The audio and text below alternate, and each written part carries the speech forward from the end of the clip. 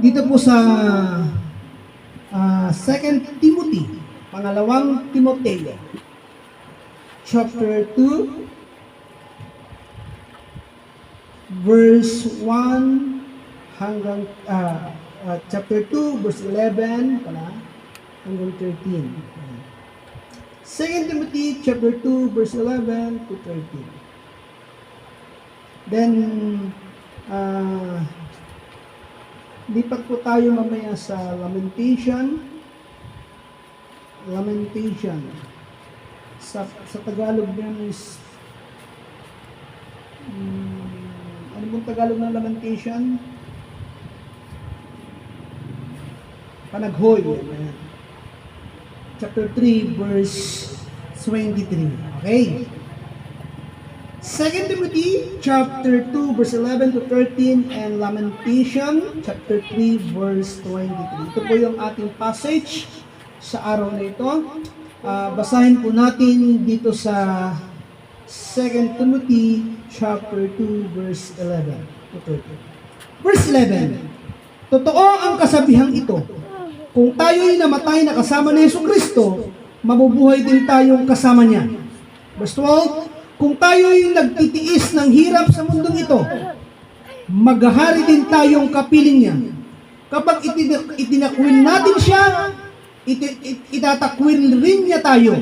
Verse 13, kung tayo man ay hindi tapat, siya'y nananatiling tapat pa rin sapagkat hindi niya maaring itakwil ang kanyang sarili. Lamentation chapter 3, verse 23. Ang mga yaoy bago tuwing umaga, dakila ang inyong pagtatapat. Sa English niya, they are new every morning, great is thy faithfulness. Purihin ang salita ng Diyos. Tayo po'y manalangin. Salamat po, Ama namin na sa langit. Banal na Diyos, kinikalala ka namin na sa araw na ito, Ikaw ang kumilos sa aming mga buhay.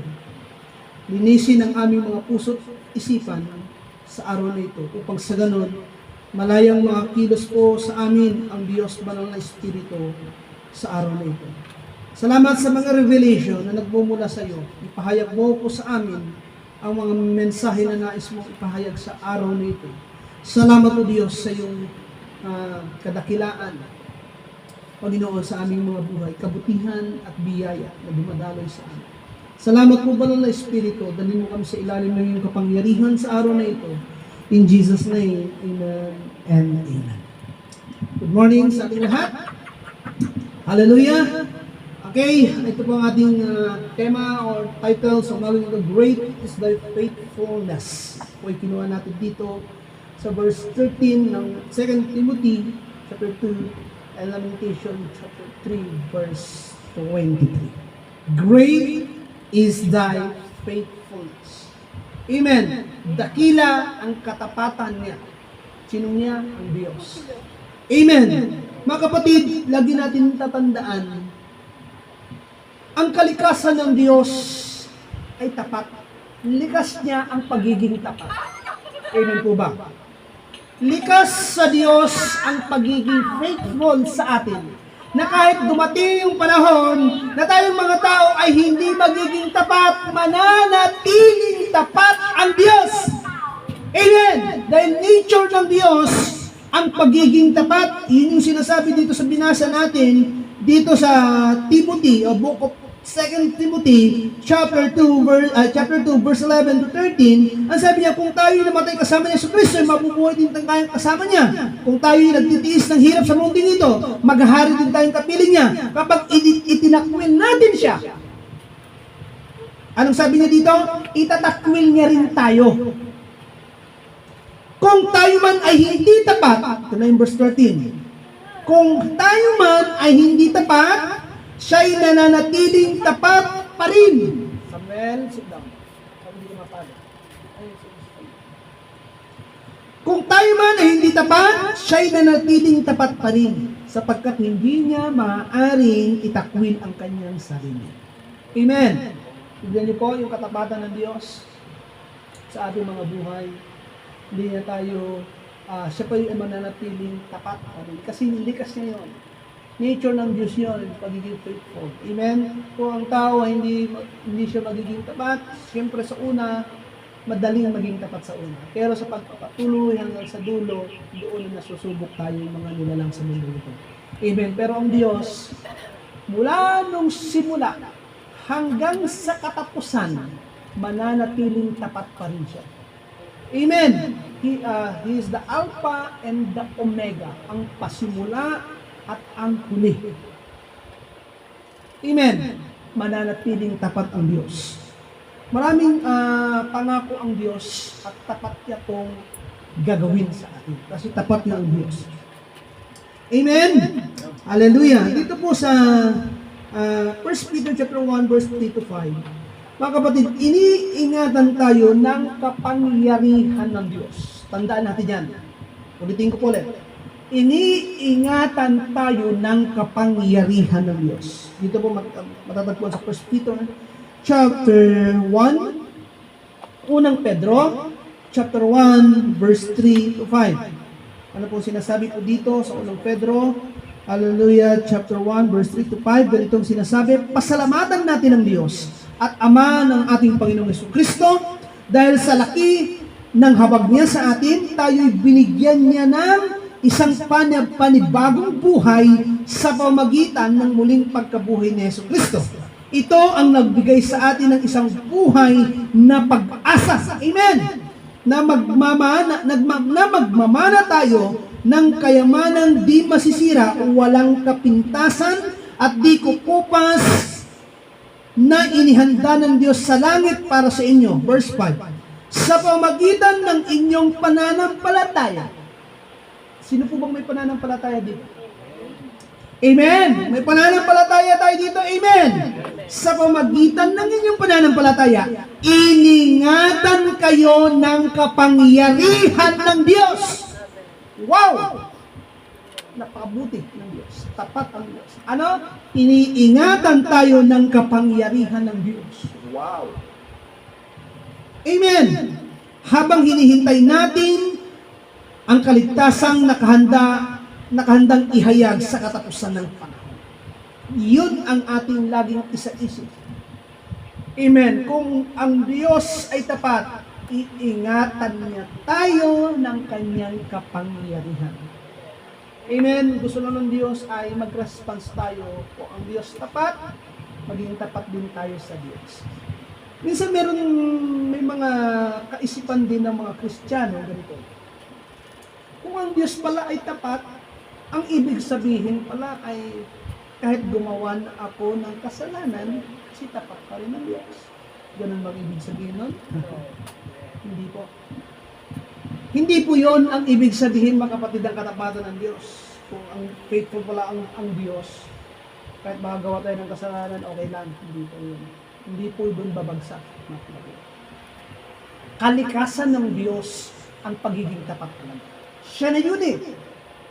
Faithful na talaga ang Diyos noon pa man. Amen. Nabasa mo lang ang Bible na dito sabi na tapat pala ang Diyos. Faithful ang God. Na kahit pala gumawa ako ng kasalanan, hindi po yung ibig sabihin. Amen? Nature niya ang pagiging tapat.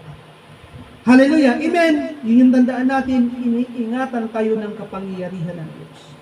Pangalawa po natin din sabi dito, huwag gawing excuse ang katapatan ng Diyos sa atin para magpatuloy sa pagkakasala. Huwag natin gawing excuse yun. Amen po ba? Yung katapatan ng Diyos. Okay lang pala. Kasi nga, ibang pinangahawa ko ng doktrina tapos nakarinig ka pa ng mga lumalabas pa ng mga bagong doktrina na extreme grace. Eh, binayaran na ng Panginoong Hesus sa cross yung kasalanan ko. Tapos, okay lang gumawa ng kasalanan ulit. Kasi nga, bayad na. Nakarinig ka sa abangan ng turo, bayad na. Binayaran yung kasalanan ko nung nakaraan, kasalukuyan, at sa future. Binayaran niya. Yung pinaniwalaan mo ngayon, ibig sabihin ko sa ng kasalanan. Pero sasabihin mo na naman, tapat ang Diyos. Hindi ganoon ang ibig sabihin nun. Amen? Kaya huwag nating gawing excuse ang katapatan ng Diyos sa atin. Amen? Para makapagpatuloy lang tayo ng kasalanan. Hindi po. 2 Peter chapter 1 verse 3. Ano hindi po? 2 Peter. Kanina, First Peter. Ngayon po, 2 Peter, chapter 1, verse 3 hanggang 11. Sabi niya po dito, sa pangalawang Pedro, chapter 1, verse 3 hanggang 11, tinanggap natin sa pamamagitan ng kapangyarihan ng Diyos ang lahat ng bagay na magtuturo sa atin upang tayo'y mamuhay na makadiyos. Tinanggap natin yan. Ito'y dahil sa ating pagkakilala kay Jesus. Amen po ba? Pagkakilala kay Jesus. Amen. Nakilala po ba natin ang Panginoong Jesus? Yes. Hallelujah. Na siya ring tumawag sa atin upang bahagian tayo ng kanyang kalwalhatian. Wow! Nabahagian tayo.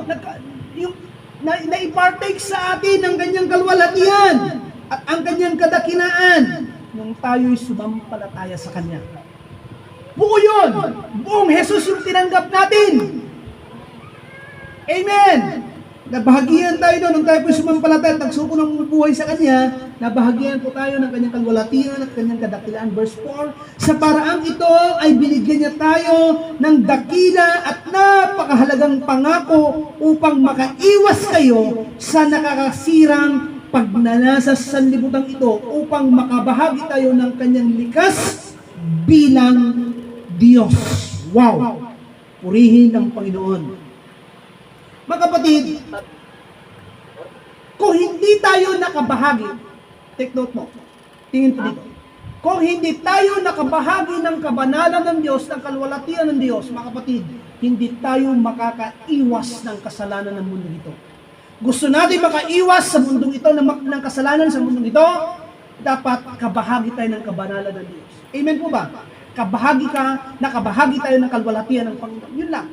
Gusto mo makaiwas ng kasalanan ng mundong ito, makabahagi tayo ng kabanalan ng Diyos. Yun yung nasabi ka din ni Sister Angel kanina, yung kasalanan, mga kapatid, magpapatuloy ito sa atin kung hindi tayo sasampalataya o maniniwala sa Panginoong Jesucristo. Ang hindi pagsampalataya, ang hindi paniniwala sa Panginoong Jesucristo, mananatili pa rin siya sa kasalanan. Amen! Kaya ito mga kapatid, yung pananampalataya kay Jesus, makabahagi tayo. Ayan, makabahagi tayo ng kanyang kaluwalhatian, ng kanyang kabanalan. Amen? Kung gusto natin makatakas sa kasalanan ng mundong ito, kailangan mo ng kabanalan ng Panginoong Yesus. Kailangan mo makabahagi sa kaluwalhatian ng Panginoong Yesus. Amen! Lumalim tayo sa pagkakilala sa ating Panginoong Jesucristo. Lumalim tayo. Amen! Hindi lang yung, hindi, okay na to. Tinanggap ko naman si Jesus Christ, pero na akong kaligtasan. Okay na to? Mga kapatid, hindi sapat yun. Maari siguro sa simula, okay. Pero habang tumatakbo ang panahon, papatuloy, makikita mo yung sarili mo, lumilihis ng landas. Yung puso natin, hindi na malalim sa Panginoon, bibig na lang. Bukang bibig na lang. Yung puso, wala na sa puso. Kundi bibig na lang. Sabihin mo, si Jesus ang aking Panginoon. Sa bibig na lang pala, hindi na sa puso. Amen. Sabi niya, kung sumasampalataya tayo sa bibig lang, na si Jesus ay Panginoon, Jesus Christ is Lord, Jesus is Lord, sa bibig lang ay maaring hindi tayo makakaabot doon sa hangganan o doon sa takbuhin ng finish line. Dapat sa puso ang pananampalataya sa Panginoon. Amen! Kasi kung bibig lang, mga kapatid, hindi kayang sumunod yung katawan. Minsan, meron tayong pagsasalita sa ating bibig, pero hindi kayang sundin ang ating katawan. Hanggang bibig na lang. Salita ng salita, wala na sa gawa. Amen! Kaya kailangan, mga kapatid, ang puso natin ay sumasampalataya sa Panginoong Jesus. Okay, yun ang paraan para makaiwas tayo sa makasalanan mundong ito. Amen. Sa paggawa ng kasalanan sa mundong ito, makakaiwas lang tayo kapag tayo nabahagyan ng kaluwalhatian at kabanalan ng Panginoon. Tuloy po natin. Dahil dito, verse 5, sikapin ninyong idagdag sa inyong pananampalataya ang kabutihan. Amen po ba? Pananampalataya tayo at itong pananampalataya ito galing saan? Galing saan ang ating pananampalataya, mga kapatid? Amen. Kay Jesus Christ. Galing sa langit, hindi galing sa reliyon. Amen! Kasi kung sa reliyong galing ang pananampalataya natin, mga kapatid, baka sa church lang tayo sumasampalataya o kaya sa pastor. Ang relasyon natin sa church lang o sa pastor ay hindi tayo magtatagumpay. Amen! Dapat siguraduhin natin ang relasyon natin sa Panginoon. Maari kasing tumagal tayo sa ating paglilingkod ng 10 years, 20 years, baka mamaya sa church, yung relasyon natin, hindi sa Panginoon. Maaring sa pastor, hindi sa Panginoon. Amen? Kaya kailangan ang relasyon natin, siguraduhin natin sa Panginoon. Kasi kung sa Panginoon po tayo mayroong relasyon, aabot tayo hanggang dulo. Kasi kung ang Panginoon ang tumawag sa iyo, hindi tayo sisemplang, hindi tayo mahuhulog, hindi tayo matitisod. Amen! Pero kapag sa church, ang relasyon natin, sa pastor ang relasyon natin, at tagal na tayo nag-teacher at naglilingkod, sa dulo, mahuhulog tayo. Sa dulo, matitibkol tayo kapsa. Kaya siguraduhin natin sa Panginoon tayo, mga kapatid. Sa Panginoon. Jesus Christ. Siguraduhin po natin yan. Amen! Hallelujah! Sabi dito, dahil dito, idagdag din nyo sa inyong pananampalataya ang kabutihan. Lalabas yan. Dahil ang Diyos ay source ng kabutihan. Ano pa idagdag natin sa pananampalataya natin? Ang inyong kabutihan. Kabutihan, at sa inyong kabutihan, ang kaalaman. Yan. Kaalaman na galing sa Diyos. Hindi kaalaman ng worldly, Kasi may kaalaman na tayo. Yan ngayon unti-unti nating yung hindi pinapa-operate sa ating pagkatao. Ang pinapa-operate natin, yung kaalaman ng Diyos. Amen. The knowledge of God. The wisdom of God. Yan ang dapat mag-operate sa atin. Idagdag ninyo ang inyong kaalaman. Ano itong idagdag? Sabi dito, ang inyong kaalaman ay ang pagpipigil sa sarili. Amen. Pagpipigil sa sarili. Hindi yung nanggigigil. Pagpipigil, di ba yung nanggigigil? Ay, yung nanggigigil, punong-puno ka na ng galit mo, di ba? Nanggigigil ka. Yung sabi, iba ito yung pagpipigil sa sarili. Yung bang, yung translation ng Bible, parang yung translation ng Bible, minsan, yung gusto niyang sabihin sa original na pagkasali ng Bible, minsan, pwede tayong bumalik doon sa pinaka-original na pagkasulat. Kasi ito, yung sa pag-translate ng Tagalog na ibang meaning. Pagpipigil sa sarili. Halimbawa, galit ka sa tao. Malalaman mong may galit ka sa tao kasi nga nagpipigil ka. Pero kapag hindi ka galit sa tao, wala kang pipigilan. Tama? Opo. Ito yung translation, baka yung pagka-translate lang sa Bible ng Tagalog. Baka doon lang dumaan ang kanyang meaning. Amen. Kapag nasa Diyos ka, wala ka lang pinipigilan na galit. Kasi wala naman doon sa loob mo. Kaya ka lang nagpipigil ng galit sa sarili mo dahil meron nga sa loob. Kaya yun ang kailangan. Lord, kung meron talaga, ipanalangin mo sa Diyos. Na yung mga kalagay na galit, o puot, o inis, Lord, tanggalin niyo, Panginoon, para wala akong pigilan. Amen! Kaya wala yung nagpipigil kasi meron sa loob. Amen! Kaya kapag hindi ka na prayerful, hindi ka lagi nananalangin, yung minsan may kunti lang na napahagingan ka, napasarili, salita lang, masag-idan lang ng kunti. Tinanggap po naman na okay na.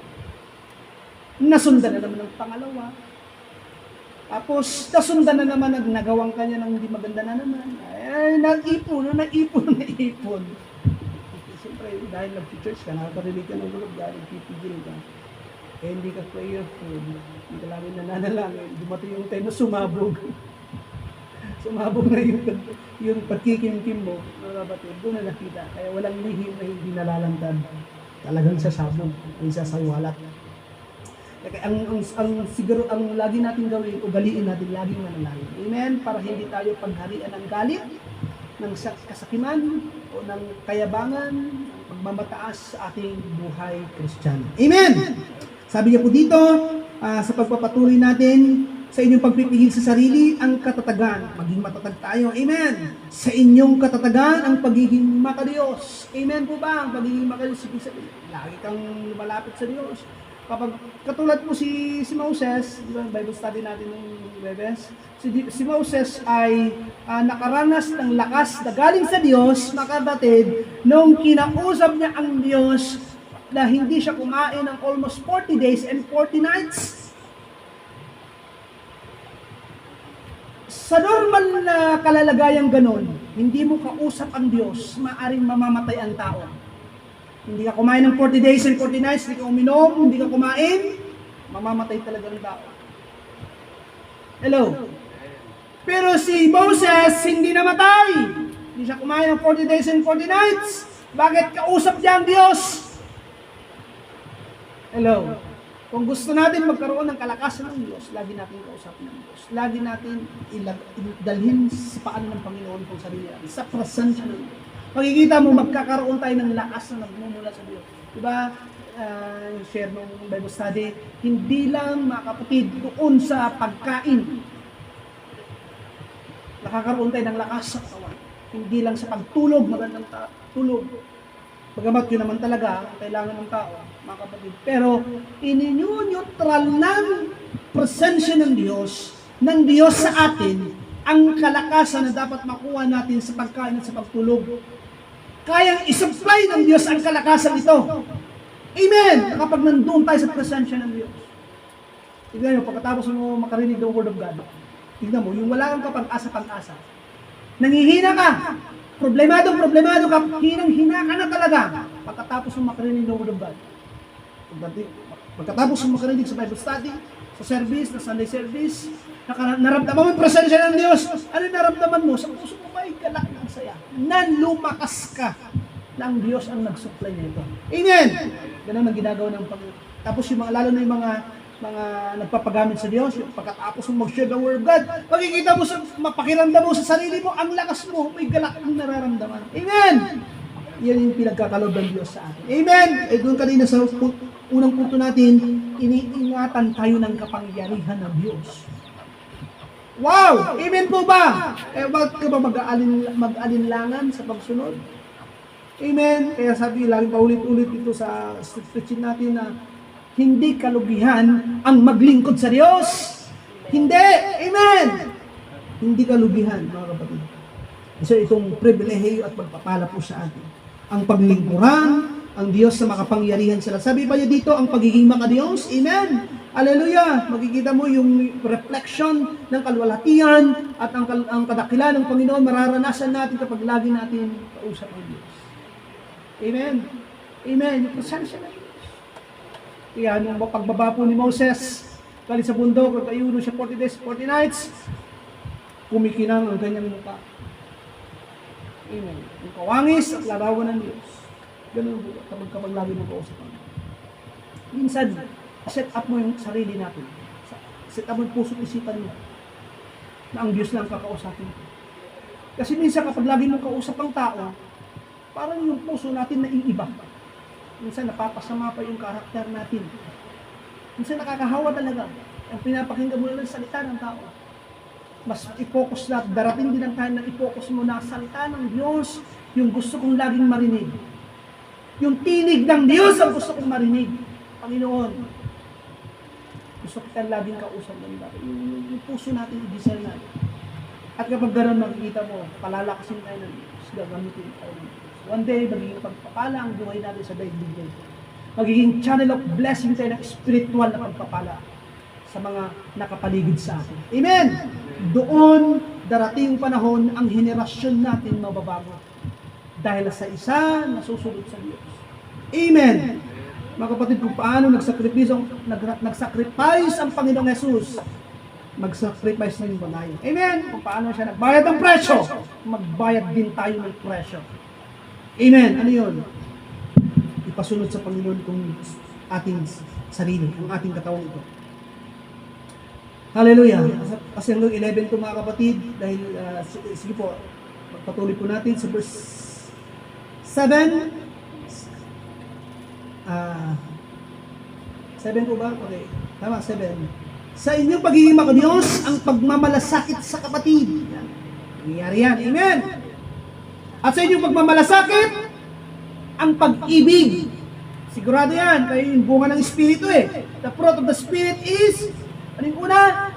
Love. Colossians chapter 5, verse 22. Love. Dapat yun yung una. Kaya sabi ng Panginoon, mahalin mo ang iyong kaaway. Mahalin mo ang iyong kapwa. Mahalin mo ang iyong kaaway, yung mga utos ni Jesus. Kasi bunga ng Espiritu ng Diyos sa atin. Kapag tayo po'y umuunlad sa Diyos, lumalabas yung pag-ibig, yung pagmamahal. Amen! Pero kung sa tagal na natin naglilingkod sa Lord, tapos di pa rin lumalabas yung pag-ibig, delikado. Baka simula nung una, baka hanggang ngayon, hindi pa tayo na-born again. Wala pa tayo sa Panginoon.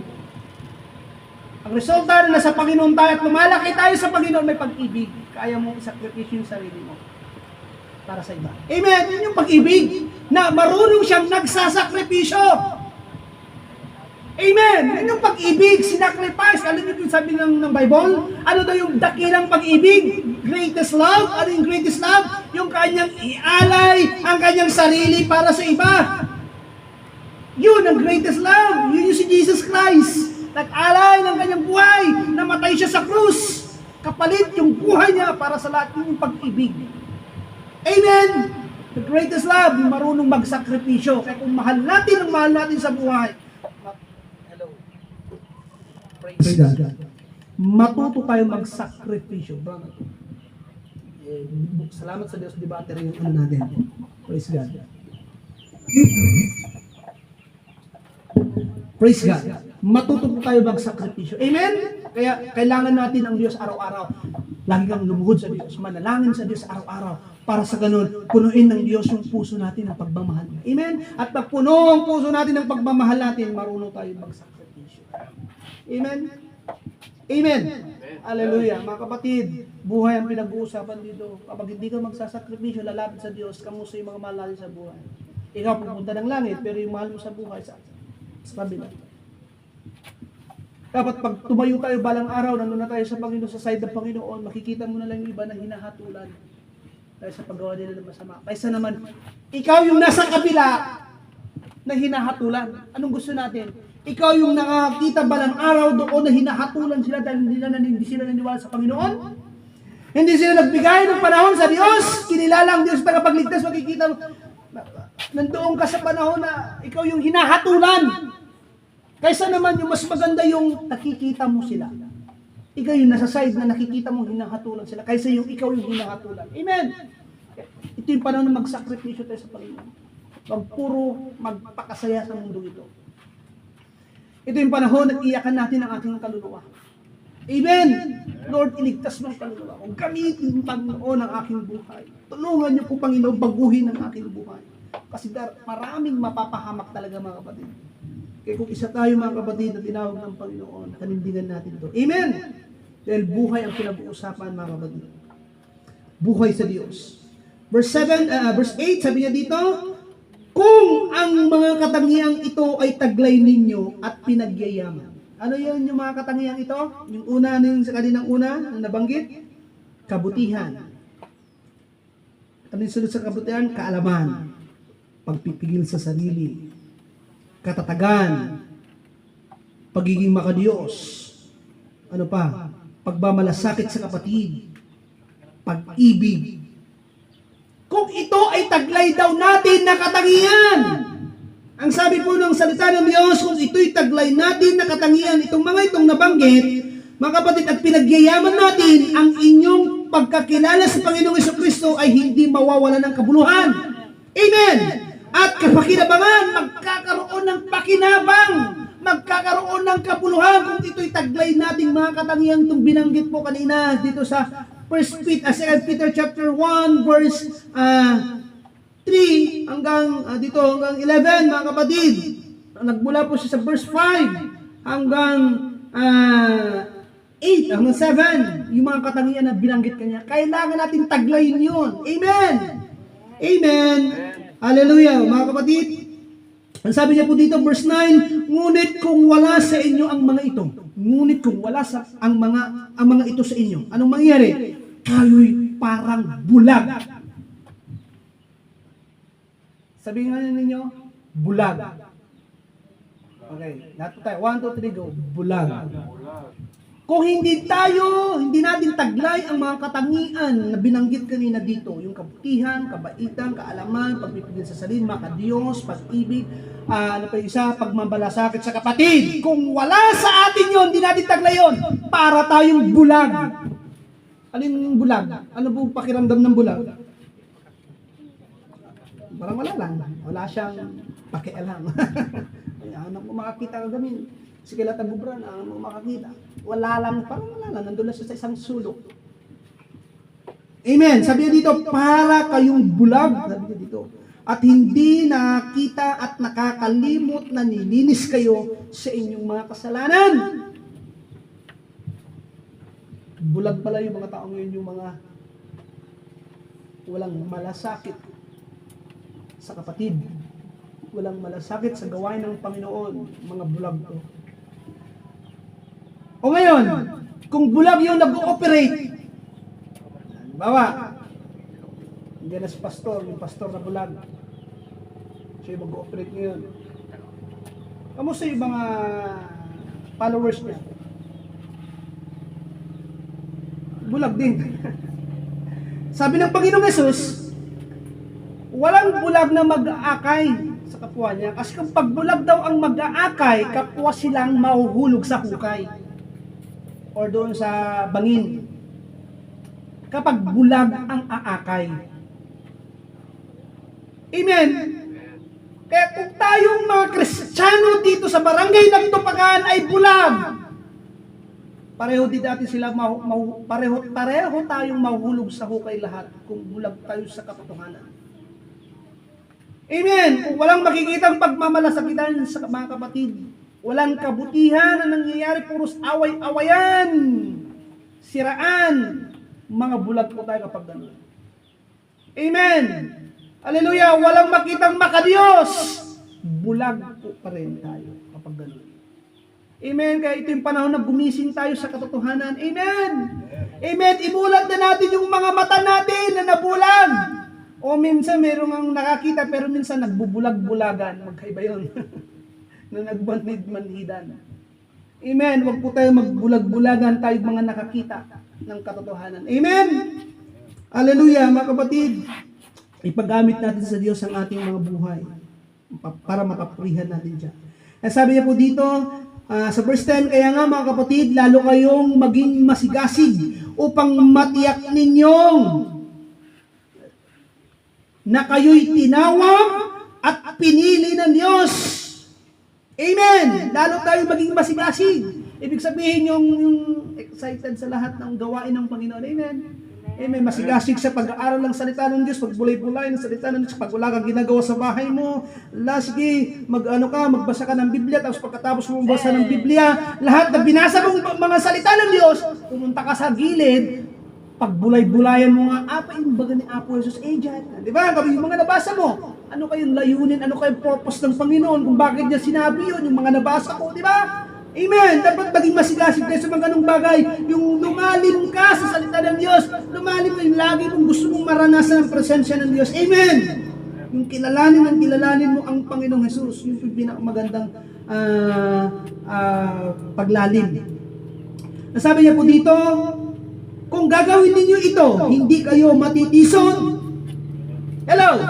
Bakit natitisod ang tao? Another termino, sa mga translation ng Bible, yung matitisod, hindi kayo mahuhulog. Ayun pa yung another translation. Sige nga po, tingin po natin sa mga translation nyo. King James, NIV, or Magandang Balita. Verse, ano po yun? Verse 10. Verse 10 po yun. Anong sabi sa King James or sa mga Ilocano nyo? Pakibasa mo. Tignan nga po natin. Kasi dito, sa magaan, matitisod. Alam naman natin yung matitisod, mga kapatid, minsan, yung tibkol lang. Di ba? Minsan, parang mababaw lang. Ibig sabihin. Pero sa another translation, pakibasa. Anong book yun? 2 Peter. Pangalawang Pedro. Chapter 1, verse 10. Pangalawang Pedro chapter 1 verse 10, anong pagkasabi po diyan? Dahito yung panakaisalakan, inam amiris, ken sinukso. 1 Peter 1:10 pas? Opo. Yun. Dahito yung panakaisalakan. 2 Peter. Isut gapuna kakabsat ko ay kagumaan niyo timang patalget, ti panangayab, ken panangpili ka na kayo ti Diyos. Tapos saan kayo asumina ti pamati. Sumina. Wala naman. Yung hindi kayo batisod, diyan hang kayong sumina. Diba matiyo, yun yung sabihin niya. Amen. Hindi lang siya talaga yung matisod, yung maitidkol. Yung ibig sabihin yung sumina pa diyan, hang kayo maisina itipamatiyo. Sa another translation, yung gusto kong hanapin sana kung meron dito, yung you will not fall, sabi niya doon. Hindi kayo mahuhulog. Ang ibig sabihin, hindi ka mahihiwalay sa Panginoon. Ang taong nahiwalay sa Panginoon, nahulog na yun sa Panginoon. Kaya iba't iba na yung sinasabi niya. Ang taong nahulog na sa Panginoon, hindi niya tinataas si Jesus Christ. Ang tinataas niya yung sarili niya. Gusto niya siya yung umangat. Yung pangalan niya makilala. May mga ganong pastor, may mga ganong kristyano. Ang itinataas na yung church nila. Ang tinataas niya lagi yung pastor niya, yung leader niya, yung superior niya. Ang tinataas niya yung mga achievements niya. Hindi na si Jesus Christ. May mga ganyan po, mga Kristiyano, may mga ganyan din mga lingkod ng Diyos, mga pastor, ganyan po. Mga, sabi niya doon, yun yung mga nahulog na. Yun yung mga natisod na. Sabi niya po dito sa 1 Peter 3:10. Kaya sabi niya, sa ganitong paraan, kayo'y malugod. Verse 10, kaya nga mga kapatid, lalo kayong maging masigasig upang matiyak ninyo na kayo'y tinawag at pinili ng Diyos. Matiyak na ikaw ay tinawag at pinili ng Diyos. Kung gagawin ninyo ito, pero kung hindi mo ginawa, mahuhulog tayo, matitisod tayo. Amen! Hallelujah! Pero yung mga taong natisod, mga nahulog na sa Panginoon, iba na ang kanilang ginagawa. Iba na ang kanilang sigasig. Ang kanilang excitement ng kanyang puso. Iba na, yung mga material na bagay na. Yung gusto niya, yung siya na yung itinataas. Yung napaparangalan na, yung gusto niya yung palakpak ng tao. Gusto niya na yung palakpak ng tao. Ayaw niya na yung palakpak ng Diyos. Oo nga naman, kapag kasi ikaw ay talagang maging tapat sa Panginoon, walang makakapag-appreciate sa'yo, wala talaga. Lait-laitin ka pa nga nila eh. Yung mga nandun talaga sa katotohanan, yung mga, minsan, yung mga tinatawag ng Panginoon doon sa mga mga sikreto, mga lihi, mga hindi napapansin. Katulad si Haring David noon, nung bata siya, hindi siya napapansin. Sabi sa kanya, ito yung mensahe ng linggo, nung karang linggo pa. Anong linggo? Okay. Sabi niya doon, may batang si David noon. Nung si Propeta Samuel pumunta doon, kasi nga, kinausap si Propeta Samuel ng Diyos, puntahan mo, i-anoint mo, buhusan mo ng langis. Yung susunod na hari, ilan sila magkakapatid? Sila David. Ilan po? 8. 8 po silang magkakapatid. Pagpunta po doon ni Propeta Samuel, siguro ito yung sinasabi ng Diyos na masusunod na maging hari. Nakita niyo yung panganay. Matangkad, magandang pangangapa. Baka ito. Nabanggit po doon na sabi niya, hindi tumitingin ang Panginoon sa labas na anyo. Yun. Tumitingin ang Panginoon sa loob ng tao, sa puso ng tao. Nung nakita niya yun, siguro isip-isip ni Propeta Samuel, baka ito na yun, sinasabi ng Diyos. Pero pagpunta niya doon, hindi na-conform. Yung susunod na kapatid, sunod sa pangalan, hindi pa rin. Yun yung mga popular mga yun. Kasi nga, yung mga kapatid mga kuya ni David, kinuha siya ng sundalo ng hari. Kaya popular sila. Yung hindi napapansin, tapos tinawag yung 7 na. Tapos, nagtaka pa si Propeta Samuel, wala dito. Yung pinapahanap sa akin ng Diyos. Kaya nagtanong po si Propeta Samuel, mayroon ka pa bang anak? Ang sabi po ni Jesse, yung tatay nila David, meron pa kami isang anak na bunso na nandoon, nag-aalaga ng mga tupa. Busy. Hindi ka pansin-pansin, ipatawag nyo nga siya. Tagal, umupo sila ng mata. Hindi umalis si Propeta Samuel hanggat hindi niya makikita yung pinapatawag ng Diyos na magiging susunod na hari ng Israel kasi ang unang hari si Saul. Sabi, hindi ako aalis dito hanggat hindi ko nakikita. Ano yun dyan inutusan niya ng Diyos. Hinintay niya muna hanggang dumating. Ito yun. Nung nakita niya, ito nga yun. Siya po ay sabi niya doon, nakita niya ito yung mamumulang-mulang pisngi, yung mata niya mapungay, sabi doon. Talagang magandang lalaki. Guwapo, sabi niya sa panahon natin, makita mo yung kagwapuhan ng isang lalaki, makikita mo kay Harry David. Guwapo talaga siya. Ay yun yung sinabi ng Bible, in-illustrate ng Bible sa buhay, sa katangian po ni David. Amen. Kaya nung nakita po ni Propeta Samuel, confirm yung sinasabi, inanoint siya ng Panginoon. Kaya mula noon, sinamahan na siya ng Diyos. Inanoint siya, napuspos siya ng Espiritu ng Diyos, sabi niya doon. Pero noon pa man, mga kapatid, hindi pa man siya inanoint, sinasamahan na talaga siya ng Diyos. Kaya nga niya patayin yung mga yung mga mababangis na hayop noon. Yung mga leon, yung mga oso. Mga kapatid, kapag may lumapas sa tupa niya, kasi pastor siya ng kanyang mga tupa, pinagtatanggol niya yun. Ayaw niya mapaano yung tupa niya, yung inaalaga niya. Kaya nung pumasok siya, nung siya maglilingkod sa Lord, alam niya sa sarili niya kung paano ko pinoprotektahan dati ang aking mga tupa. Kaya ako protektahan ng aking Diyos, sabi niya. Kaya niya natalo si Goliath. Gaano mang kalaki, kaya niyang bumagsak kapag Diyos ang kasama niya, kasama natin. Amen! Amen. Walang malaki sa harapan ng Diyos, mga kapatid. Kaya hindi tumitingin ang Panginoon sa panlabas na anyo. Amen! Sa loob tumitingin ang Panginoon sa ating puso. Kung ang Panginoong Hesus naghahari dito, ang Panginoon ang pinaghahari natin. Amen! Amen! Hindi po ito dadalhin po sa yung katulad ng ginagamit kasi itong verse na to na yung context is doon sa halimbawa sa worship team, papasok ka worship team. Diba? Tapos okay lang magsuot ka ng butas-butas sa pantalon. Ano yung mga uso ngayon sa mundo? May hikaw-hikaw, yung lalaki yung hikaw. Tapos, nakasombrero pa. Ikaw, dahil maganda yung boses mo, pasada ako sa praise and worship team. Ako mag-gilid. Tapos gagamitin pa niya yung verse na sinabi nun, hindi tumitingin ang Panginoon. So sabihin niya pa sa iba, hindi tumitingin ang Panginoon sa panlabas na anyo. Sa puso, maling context po yun. Hindi para doon yun. Amen! Kasi ang taong nabago sa loob, pati panlabas, mababago. Amen! Yung yung mga suotin niya, kaya niya nang pagbuhin. Pati yung mga gupit, yung mga kalalakihan na yun. Kapag talagang binago siya ng Panginoon sa loob niya, pati yung gupit niya magiging maayos na hindi na yung mga pang-rakista na tayo na gano'n. Tapos mag-press and worship lead ka pa. Hindi gano'n po yun yung context yung nabanggit doon sa unang Samuel chapter 13 o chapter 14 chapter 15. Hindi po yun ang context yun. Ang context yun, mga kapatid, sa pagiging hari, sa paglilingkod sa Diyos yun. Amen! Amen! Ang tumitingin ng Panginoon sa ating loob. Amen! Hallelujah! Halos patapos na tayo, mga kapatid. Kaya mga kapatid, tayo po ay iniingatan ng Panginoon sa kanyang kapangyarihan dito sa lupa habang tayo po ay sumusunod sa kanya at hindi dapat natin excuse yung katapatan ng Diyos, mga kapatid, sa atin upang makagawa po tayo ng kasalanan. Amen? Dapat hindi yun excuse, mga kapatid. Dahil dito sa mundong ito, yes, totoo po na si Jesus Christ at tagumpay na sa krus ng Kalbaryo, pinagtagumpayan niya ng mundong ito, pero mga kapatid, kung yung cross ni Christ tapos na, sa atin hindi pa. Kaya sabi ng Panginoong Yesus sa atin, buhatin natin ang ating cross araw-araw. Amen? Ano ibig sabihin ng cross? Yung kamatayan sa lumang pagkatao, dapat hindi yan ang makita sa atin, ma-display. Amen? Kaya kailangan mong i-apply every day yung death na sinasabi, death into our old self. Amen? Yung kamatayan ng lumang pagkatao, yung makasalanang buhay, i-apply mo everyday na hindi ito makita sa atin. Ipunpun mo kang kanayon. Amen!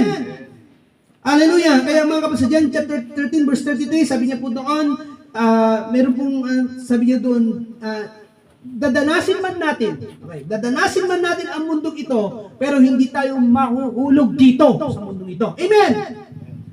Yes, dumaan man tayo dito sa mundong ito, pero hindi tayo mahuhulog dito. Dahil napagtagumpayan na yan, yun po yung sabi sa John 16. Basahin nga po natin. Verse 33, John 16:33. Hallelujah. John chapter 16, verse 33. Hallelujah. Okay. Sa Tagalog po. Dito po sa Tagalog, sabi niya po dito, sinabi ko ito sa inyo upang sa inyong pakikipag-isa sa akin ay magkaroon kayo ng kapayapaan. Magdaranas kayo ng kapighatian sa sanlibutan ito. Ito na yun. Dadanas tayo ng mga kapighatian. Pero hindi tayo mahuhulog. Bakit? Sabi niya po dito, ngunit tibayan ninyo ang inyong loob na pagtagumpayan ko na ang sanlibutan. Amen! Kung ang Panginoon ay nagtagumpay, maaari din po tayong magtagumpay. Amen! Amen. Dadanas lang tayo sa mundo ito, pero hindi ka mahuhulog. Kung nasa Panginoon ka, sagot ka ng Panginoon. If God is for us, who can against us? Kung ang Diyos panig mo, panig natin, sinong laban sa atin? Amen? Kaya sabi po dito sa John 8:32, if you know the truth, ano sabi doon, John 8:32? At ang katotohanan ang magpapalaya sa iyo. Basta doon ko ang susunod yung English niya. If you know the truth shall set you free. Yung pagkasabi. Amen! Kapag dumating sa iyo at nalaman mo ang katotohanan, at yung katotohanan na sinasabi ng Bible, si Jesus Christ pala yun, doon lang tayo mapapalaya. Saan? Sa kasalanan, sa kadiliman, mga kapatid, sa laman, sa flesh. Amen! At kapag na tayo po ay nandun na sa katotohanan, lalago na tayo. Uunlad na tayo. Mag-i-increase na tayo sa spiritual. Lalaki na tayo sa Panginoon. Bakit? Namumuhay na tayo sa katotohanan. Alam kung bakit ang isang Kristiyano hindi umuunlad sa spiritual? Hindi kasi siya namumuhay sa katotohanan. Amen! Pero kapag dumating yung time, suko mo lahat sa Panginoon, wala ka ng reservation, nakapokus ka lang sa Panginoon ka lang umaasa, at namumuhay tayo sa katotohanan, at doon tayo lumalakad, unti-unti naman tayo uunlad, nag-grow sa spiritual na pamumuhay. Amen! Hallelujah! Kaya sabi sa Romans chapter 12, verse 1, may tinatawag doon pag-aalay ng buhay ng ating katawan. Paghahandog ng katawan. Ano yun? Romans 12:1. Laging nababanggit mo yun. Offer your body as a living sacrifice. Kung ang Diyos tapat, magtapat din tayo sa Diyos. Anong gagawin ng mga taong nag-respond sa Diyos?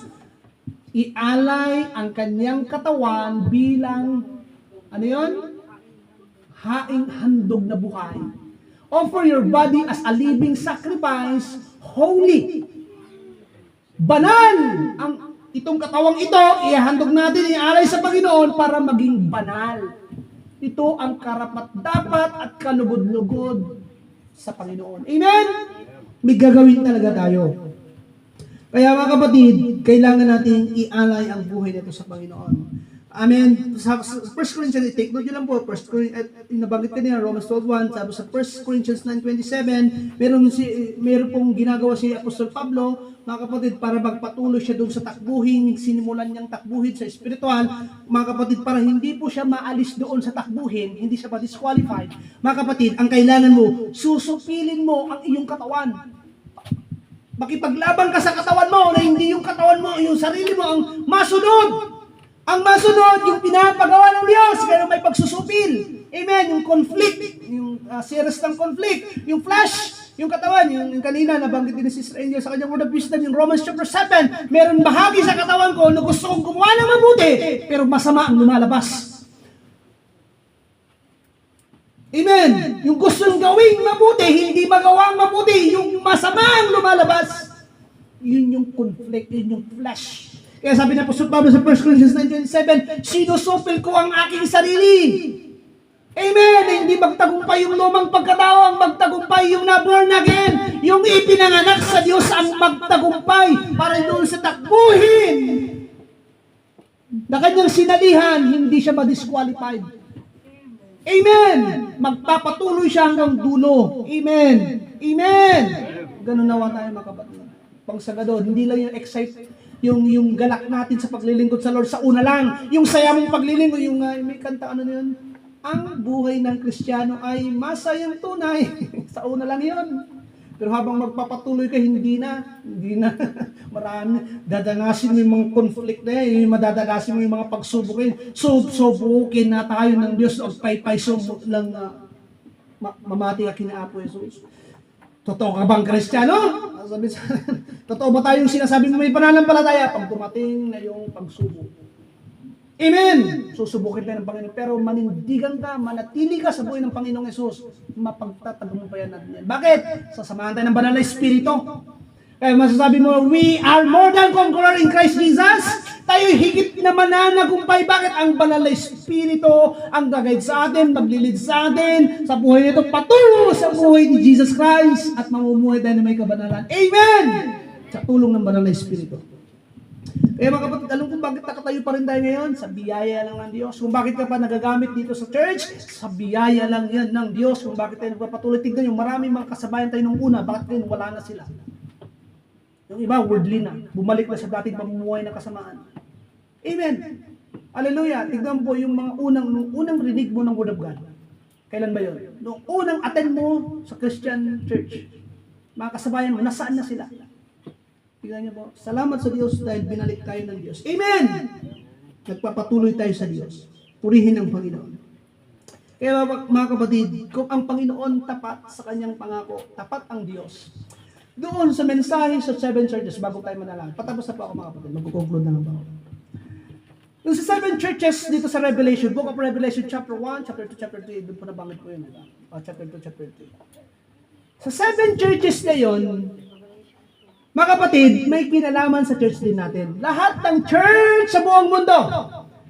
Sa 7 churches na yun, meron po itong karakter ng natin, ng church natin. Kung saan tayong church ng 7 churches. Pero alam niyo kung ano yung hinahanap ng Panginoon doon sa 7 churches? Pag binasa mo yung 7 churches na yun, sa Book of Revelation, chapter 1, chapter 2, chapter 3, basahin niyo po yun.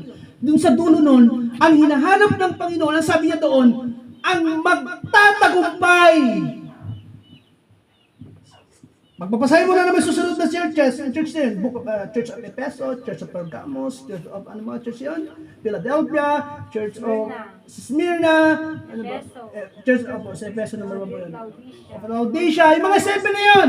Ang hinahanap ng Panginoon sa dulo nun, ang magtatagumpay. Ang tanong, Kristiyano, dito sa nagtupakan, kaya ba natin magtagumpay? Kaya ba natin magtagumpay? Manalangin na manalangin na manalangin na manalangin na manalangin sa Panginoon para magtagumpay tayo. Amen! Laging lumapit sa Panginoon, laging magtiwala sa Panginoon. Mga kapatid, kapag sinusubok tayo ng Panginoon, kapag nandun na tayo sa pagsubok, mga kapatid, mas lalo tayong lumalapit sa Panginoon. Hindi dapat maging dahilan na kapag may dumating kang pagsubok, yung maging dahilan hindi ka na nagsisimba.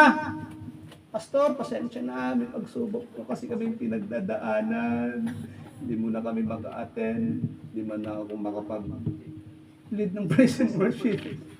Hindi mo na ako makapag-Sunday school. Hindi mo na ako makapag-word of wisdom. Ano pa yung mga gawain dito? Hindi mo na ako makapag-street preaching, pastor. Bakit, kapatid? Pinagdadaanan ako matinding pagsubok. Mga kapatid, dapat hindi ganun. Every time na dumadaan tayo sa pagsubok, mga kapatid, dapat lalo kang sumusunod sa Panginoon. Amen! Amen! Amen! Mga kapatid, sinusubukan na ng Panginoon, pinapalapas kung ano yung nasa loob natin. Kung tapat nga ba talaga tayo sa Diyos? Mahal mo ba talaga ako, sabi sa'yo ng Diyos? Doon sa Isaiah chapter 6, sinong susubuin ng Panginoon? Ano sabi po ni Propeta Isaiah? Ang sabi niya doon, may kanta nun yung pagkatapos natin sa SCI, no, tayo mga batch, yung batch natin dito sa nagtupakan sa SCI, may kanta tayo nung natutunan kay Pastor Reyes na yung Serve the Lord, ano yan? Yung, sige, basahin na muna sa parang babanggit natin. Ano yun nakuha po yun sa Isaiah, sa Book of Isaiah, kung bakit na, ano yun, sinong susuguin ko, sabi niya doon. Sabi ng Diyos. Tapos, nagpresenta po si Propeta Isaiah. Isaiah chapter 6. Magpahanap pa naman na Book of Isaiah. Nakita niyo po, chapter 6, tayo niyo po sa chapter 6. Bago po tayo manalangin. Halos tapos po pa ako mga kapatid, pero gusto ko pong panggutin dito. Here I am. Sinong susuguhin ko? Sabi namin. Kasi report siya. Panginoon, hindi nila pinapakinggan ang aking mga pangangaral. Sabi niya. Yun, hindi nila pinaniniwala yung pangangaral. Pero sabi ng